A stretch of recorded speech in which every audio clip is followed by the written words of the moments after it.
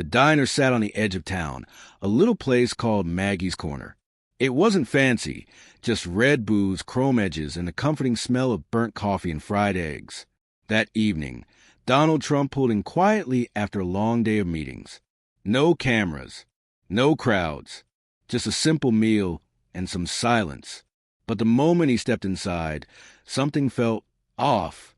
At the counter stood a young waitress, maybe 23 at most, holding a towel in one hand, blinking away tears.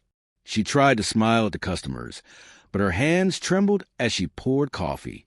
Her name tag read Clara. Trump, used to commanding boardrooms and political stages, had rarely seen that kind of raw vulnerability up close. He took a seat in the corner, out of the way, but his eyes stayed on her. Something about her sadness tugged at him, quiet, heavy, unresolved. For once, instead of preparing to speak, he decided to listen. Clara approached his table. Her eyes were red, though she'd clearly tried to hide it. "Coffee?" she asked, her voice barely above a whisper. Trump nodded. "And bring yourself a cup, too," he added, softly. She gave him a puzzled look. Most customers didn't care she sat, let alone invited her to. "I'm working," she muttered, pouring his cup. Trump met her gaze gently. "Sit for a minute. You look like you need it." She hesitated. Then, slowly, she pulled out the chair across from him. Her shoulders sagged, like being seen was almost too heavy a thing to carry. Trump surprised himself by choosing his words carefully. "I've seen a lot of people smile when they don't want to," he said. "But you're fighting just to stand here. What's going on?" Her lip trembled. No one had asked her that all night. For a moment, she said nothing. The silence between them stretched, broken only by the clink of plates and the low hum of diner conversation. Trump didn't push. He simply sipped his coffee and waited. Finally, she whispered, "It doesn't matter. Nobody cares." Trump leaned forward. "You'd be surprised who does." Clara swallowed hard. Then, quietly, she let it out. "My mom's in the hospital. She's been there for weeks. I've been working doubles just to keep up with the bills. But it's not enough. Tonight they called. They might stop her treatment if we don't pay." She paused. I don't know what to do." Trump set his cup down, slower than usual. His world had always been filled with large numbers, millions, billions, contracts, power. But sitting across from Clara, the weight of a single hospital bill felt heavier than any business deal. Suddenly, this diner didn't feel like a quiet small-town stop anymore. It felt like a crossroads. His chest tightened. He thought of his own mother, how she'd once fallen ill when he was young. His father had covered the hospital costs, but Trump remembered that feeling, standing on the edge of helplessness. That same feeling now sat across from him in Clara's eyes. She noticed his silence and backtracked quickly. "I'm sorry," she said. "I shouldn't be dumping all this on you. You're just here to eat." Trump shook his head. "No, you should tell me. Sometimes the right people walk into your life at the worst time." Clara let out a bitter laugh. "And what can anyone do? I'm just tired. Tired of pretending it's going to get better. Tired of hoping it might." Trump leaned back, studying her. He didn't know what he'd do yet, but he knew one thing. He wasn't going to let the conversation end here. Something inside him had already shifted. "What if I told you," he said, "things don't have to stay this way?" Clara blinked. "Sir, with all due respect, I've heard enough empty promises to last a lifetime. My mom's medicine costs thousands every week. I make barely enough for rent and gas. No one's coming to save us." "I didn't say save," Trump replied, voice steady. "I said change. There's a difference." Clara shook her head. "People like me don't get change. We just work until we break." Trump met her eyes. Blue, fierce, but drowning. "Then maybe it's time someone noticed," Trump said quietly. "Before you break completely." For the first time that night, Clara didn't respond. She just looked at him, really looked at him, as if trying to figure out if his words were real or just another kind lie dressed up in sympathy. Eventually, she returned to her shift, wiping her eyes with the back of her hand. A few minutes later, an older man 2 booths down leaned toward Trump.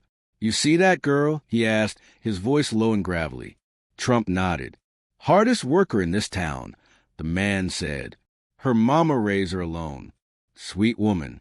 Cancer's eating her up. And the hospital bills. He shook his head. They don't forgive. But Clara, she never complains. Just keeps going. But tonight, you can tell it's too much. Trump listened, the weight in his chest pressing deeper. He had built towers, signed billion-dollar contracts, and filled stadiums. But here, in this tiny chrome-edged diner, the quiet resilience of a young woman made all of that feel small. For once, he wasn't the center of the story. He was just a witness to someone else's storm. And maybe, he thought, that was exactly where he was supposed to be. When Clara brought the check, Trump didn't look at the total. He slipped his card into the folder and handed it to her. She took it carefully, her hand still trembling, not from nerves now, but exhaustion. "Thank you," she whispered, "for listening. Most people don't." "Sometimes," Trump said, "listening is the most important thing anyone can do." She managed a small smile, then walked off to run the card. When she returned, he stood to leave. "Clara," he said firmly, "don't give up. Things change, usually when you least expect them." She frowned. "That sounds nice. But nice words don't pay hospital bills." Trump paused, then answered softly, "No, but sometimes actions do." He left her standing there, confused, unaware of the ripple he was about to set in motion. Back in his car, Trump sat in silence for a moment. He could have written a check on the spot, but money wasn't the full answer. Clara needed more than relief. She needed hope. He pulled out his phone and made a call. "I want you to quietly find out everything you can about a young woman named Clara. Works at a place called Maggie's Corner Diner. Her mother's being treated at St. Luke's Hospital. I want details." Discreetly, his assistant on the other end hesitated, then agreed. Trump hung up and stared out the windshield, the night stretching long and silent in front of him. He wasn't used to being shaken by strangers, but something in Clara's eyes had cracked open an old part of him, a part that remembered what it felt like to be powerless. That night, Clara closed the diner at midnight and dragged herself home. The small apartment smelled faintly of cleaning spray and laundry detergent. Her mother's empty hospital bed in the living room corner felt like a ghost. She sat at the kitchen table, staring at the growing mountain of unpaid bills, each one like a brick added to the weight on her shoulders. "God," she whispered, "I can't do this anymore." For the first time in weeks, she let herself cry, really cry. But even as her tears fell, one sentence floated back to her, uninvited. "Sometimes life turns when you least expect it." She shook her head. "Not for me," she muttered. But deep down, a flicker of curiosity stirred. Who was that man? And why did he care? The next morning, Clara walked into her mother's hospital room and stopped in her tracks. Grace was sitting up, smiling weakly. A nurse stood at her side. "Clara," her mother whispered, "something happened. The hospital isn't canceling my treatment anymore." Clara blinked. "What? What do you mean?" "The bills," the nurse added gently. "They've been paid. In full. By an anonymous donor." Clara froze. "What? That's impossible." But her mind raced back to last night, to the man with the kind but steady voice, who said actions mattered more than words. Her heart leapt. Could it have been him? 2 days later, Trump returned quietly to Maggie's Corner. He took the same booth. Clara saw in the moment he stepped in. She rushed over her, heart pounding. "Was it you?" she whispered urgently. Trump looked up, calm. "Was what me?" She tried to speak, but her voice cracked. "The hospital. The bills.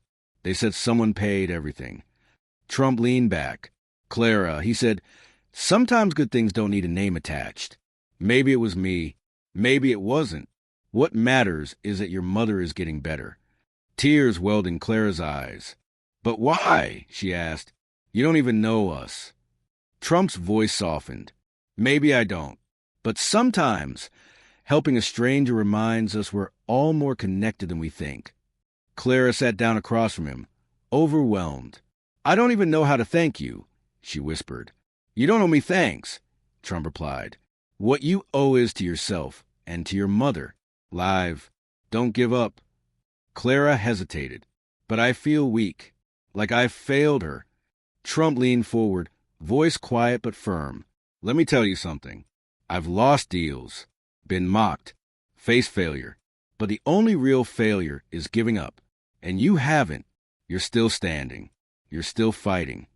Clara blinked, and for the first time in months, her heart felt lighter. This wasn't just about money. This was about being seen, being reminded that her strength had value. Word spread quietly through town. No one confirmed it, but whispers filled coffee shops and hardware stores. Donald Trump helped Clara's mother. People who had once looked away now stepped in.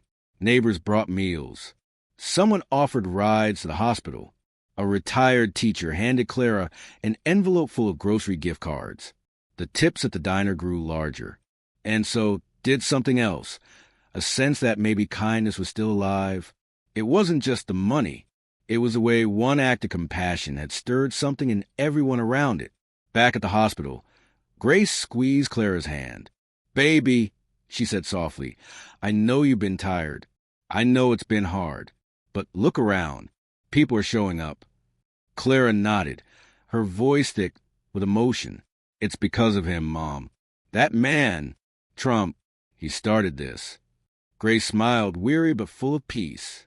"Sometimes," she said, "God sends us angels in the most unexpected forms." Maybe he was meant to walk into that diner that night. Clara thought about that often. Angel wasn't the word she would have chosen, but she couldn't deny it. Her life had shifted because one stranger chose to care. Driving away from Maggie's corner, Trump stared out the window in silence. For once, his mind wasn't occupied with speeches or polls, meetings or headlines.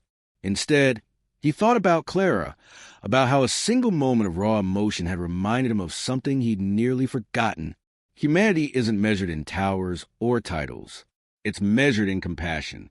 He thought of his mother, her quiet strength, the way she taught him to value people, not just power. He smiled to himself, almost wistfully. "Funny," he muttered. "Sometimes you think you're helping someone else, but really, they're helping you remember who you are." One morning, Clara approached him at the diner, nervous, holding something in her hand, a folded letter. "I couldn't say out loud," she said, "so I wrote it." Later, alone, Trump opened the note. In neat handwriting, Clara had written, "You didn't just save my mom. You reminded me not to give up. You showed me that kindness still exists in a world that often feels cold and cruel. I don't know why you chose to help us, but I promise I'll carry this forward. Someday, I'll be the one who changes someone else's life." He read it twice, then folded the letter and tucked it into the inside pocket of his jacket. Not just as a thank you, but as a promise returned. Weeks passed. Grace's health steadily improved. Clara smiled more, laughed more. The diner felt warmer, lighter. Locals noticed. Trump came by now and then, sometimes quiet, sometimes shaking hands, sometimes just sipping coffee and listening. Something in him had changed, too. He no longer felt the need to fill the room. He listened. He absorbed. He realized something important. Leaders don't only shape nations through policy. They shape hearts through empathy. And that lesson hadn't come from a boardroom. It had come from a waitress crying in a corner booth. Inspired by Clara's story, the town organized a fundraiser. Not because they had to, because they wanted to. Musicians played in the park. Kids sold lemonade from homemade stands. Families baked pies and brought folding chairs. Old friends reconnected. Strangers smiled. Clara stood in the crowd, overcome, watching neighbors who had once overlooked her now embrace her. People gave what they could: money, time, love. Trump stood at the edge of it all, watching quietly, smiling. It wasn't his money this time. It was theirs. His act had been the spark, but the fire now belonged to the community. On his final visit to Maggie's corner, Clara was waiting for him with 2 cups of coffee. She set one down in front of him. "I don't know if I'll ever fully repay what you did," she said, "but I can promise you this. I'll live differently. I'll help others like you helped me."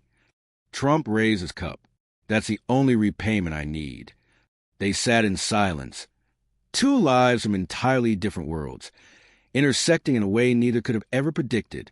Months later, a small envelope arrived at Trump's office. Inside was a photo, Clara and her mother, standing outside Maggie's corner, smiling and healthy. On the back, a handwritten note. Your kindness didn't just save my mom.